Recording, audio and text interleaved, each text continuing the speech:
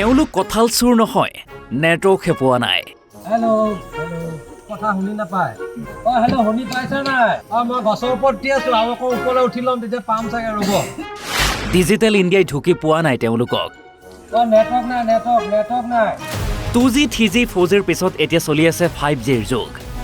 প্ৰায় সকলোৰে হাতে হাতে 5G মোবাইল। শিখৰ এপেকেট খালেও পইচা দিয়া গুগল পে', ফোনপে'ৰ দ্বাৰা। কাৰণ এয়া ডিজিটেল ইণ্ডিয়া। আৰু ডিজিটেল ইণ্ডিয়াৰ যুগত এখন গাঁৱৰ লোকৰ হৈছে এতিয়া বিড়ম্বনা। গাঁওখনত 5Gটো দূৰৰে কথা, 2Gৰ নেটৱৰ্ক বিচাৰিলেও দেখিবলৈ নোপোৱাৰ নিচিনা।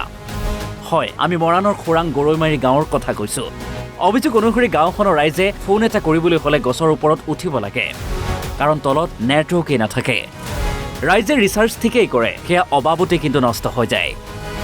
ৰাইজে নেটৱৰ্ক সেৱা উন্নত কৰিবলৈ বাৰে বাৰে আবেদন জনাই আহিছে যদিও কোনো গুৰুত্ব নিদিয়াৰ অভিযোগ টেলিকম কোম্পানীসমূহৰ বিৰুদ্ধে। ডিব্ৰুগড় জিলাৰ খোৱাং গৰৈমাৰী গাঁৱৰ নিবাসী আমি, আৰু আমাৰ নেটৱৰ্কৰ ইয়াত বহুত ইছ্যু আছে, নেটৱৰ্ক প্ৰব্লেম আছে। আমি মানে আপোনাৰ ফোন কৰিবলৈও অসুবিধা, আৰু কিবা আমি অনলাইন যদি কিবা কোচিং লওঁ বুলি ভাবোঁ তেতিয়াও আমাৰ বহুত অসুবিধাৰ সন্মুখীন হ'বলগীয়া হয়। আমাৰ মানে এতিয়া যাওক যিটো সময়ত 5G নেটৱৰ্ক চলি আছে, সেই সময়ত আমাৰ ইয়াত 4Gটো নালাগে, 3Gয়ে ভালকৈ হয়তো নাপায় মানে নেটৱৰ্ক।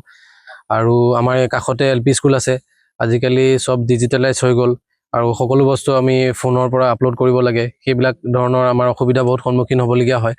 আৰু আমি এখন এপ্লিকেশ্যন দেখাইছোঁ, আমি MLA ছাৰৰ যোগেদি, মানে MLA ছাৰে ফৰৱাৰ্ড কৰি দিছিলে DC কোৰ্টলৈ।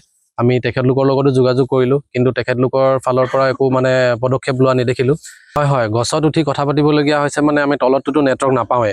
ইমাৰ্জেঞ্চি কোনোবাই যদি ফোন এটা কৰে, আমি হয় গছৰ ওপৰত উঠিবলগীয়া হয়, নহ'লে মথাউৰি একেবাৰে ওপৰলৈ যাবলগীয়া হয়। তথাপিও আপোনালোকে দেখিছে ভালকৈ শুনি নাপাওঁ কথাবোৰ।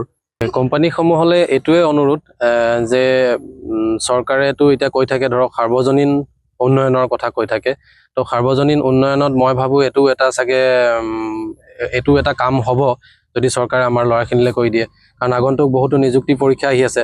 নিযুক্তি পৰীক্ষাৰ সমূহ মানে অফলাইন কোচিং ল'বৰ কাৰণে আমাৰ ইয়াত কোনো সুবিধা নাই, আমাৰ খোৱাঙত বা মৰাণতো তেনেকুৱা ধৰণৰ নাই। এতিয়া ধৰক আমাৰ গাঁৱৰ মানে মানুহবোৰ ইমানো উন্নত নহয় যে আমি বাহিৰত ক'ৰবাত থাকি পেলাই মানে কোচিং এটা ল'ব পাৰিম।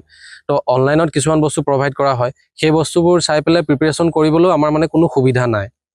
আৰু আজিকালিতো কলেজবিলাকতো বহুতো মানে অনলাইনতে কাম হয়, তো সেইবোৰ কৰিবলৈও আমাৰ ঘৰত মানে কোনো ফালৰ পৰা সুবিধা নহয়। ডিজিটেল ইণ্ডিয়াক লৈ মানে কি ক'ম, ডিজিটেল ইণ্ডিয়াৰটো এইটো আমাৰ এইটো দেখিছে নমুনা। তো আমি দেখা ফালৰ পৰাতো ডিজিটেল ইণ্ডিয়াৰ একো এটা মানে উন্নয়ন হোৱা দেখাই নাই। তো মই মোৰ ঘৰখনৰ মোৰ ঠাইডোখৰে যদি উন্নয়ন নেদেখোঁ, তেতিয়াহ'লে মই কেনেকৈ ডিজিটেল ইণ্ডিয়া বুলি ক'ম। মৰাণৰ খোৰাং গৰৈমাৰী গাঁওবাসীয়ে নহয়, অসমৰ বহু গাঁৱত নেটৱৰ্ক বিচাৰি নোপোৱাৰ অভিযোগ উত্থাপন হৈ আহিছে। আপোনাৰ অঞ্চলৰ নেটৱৰ্ক কেনেকুৱা কমেণ্ট যোগে জনাবলৈ নাপাহৰিব। মৰাণৰ পৰা যুগান্ত দিহিঙীয়া, NB নিউজ।